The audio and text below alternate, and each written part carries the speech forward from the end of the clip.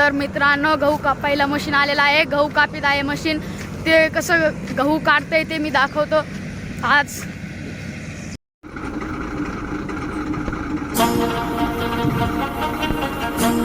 हे पहा मित्रांनो मशीन गहू काढतंय इथं.